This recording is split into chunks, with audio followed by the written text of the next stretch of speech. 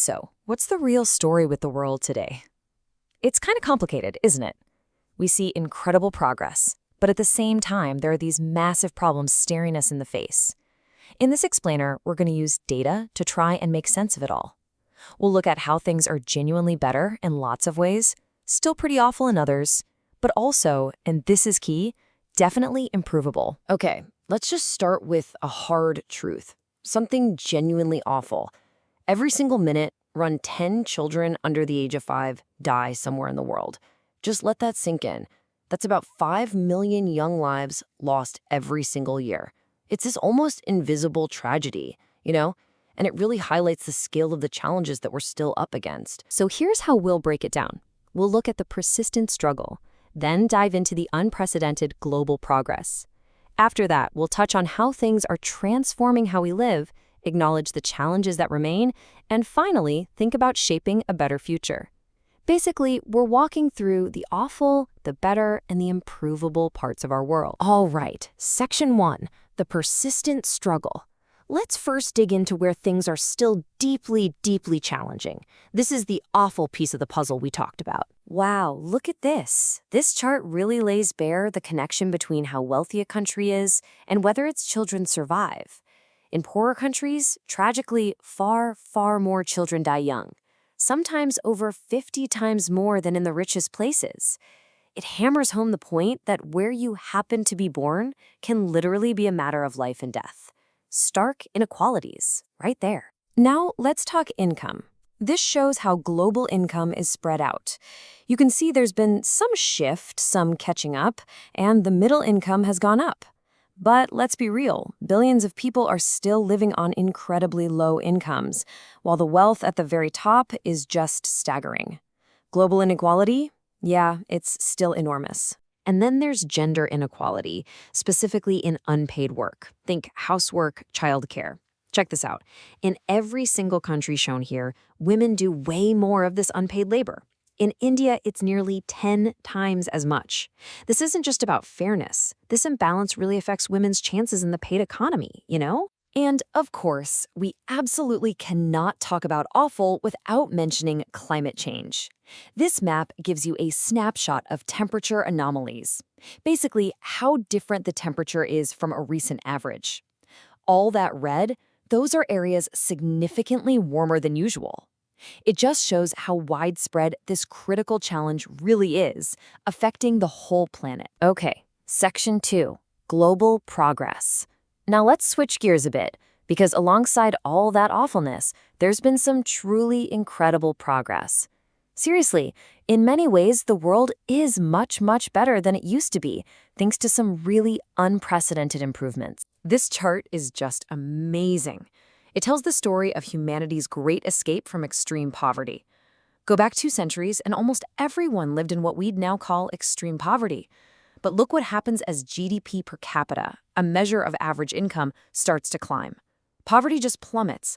Economic growth has been absolutely fundamental to this change. But just how recent is all this growth?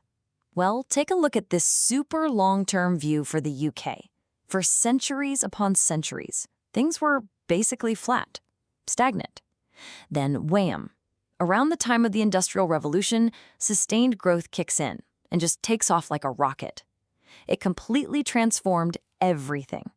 This hockey stick shape, you see it in lots of places. It's a pretty new phenomenon in human history. And progress isn't just about money. Look at education in South Korea. What a transformation. Back in 1970, there were big gaps, especially for women getting schooling. Fast forward just 40 years to 2010, and not only has the overall level of education shot up massively, but that gender gap has pretty much closed. Incredible change in a relatively short time. And this progress really changes people's daily lives.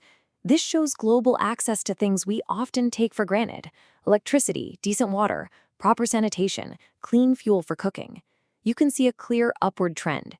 Billions more people have gained access to these essential services just in recent decades. That's huge. Section 3, Transforming Lives. So beyond those core improvements in income, health, and education, there are these other huge shifts happening that are fundamentally changing how we live across the globe. Let's keep rolling with this better theme. Here's a massive change: how many children women are having on average. The global fertility rate has literally halved since the 1960s. It went from about 5 kids per woman down to less than 2.5 today. What's driving this? Well, it's a mix. Things like women getting more education and opportunities, fewer children dying young, and honestly, the rising cost of raising kids. Think about where people live. For almost all of human history, nearly everyone lived in rural areas. This chart shows just how incredibly recent and incredibly fast the move to cities has been, especially over the last couple of centuries. Now, more than half of all people on Earth live in urban areas. That's a total flip. We're also way more connected through trade than ever before. Look at the value of stuff being exported as a percentage of the world's total economic output, its GDP.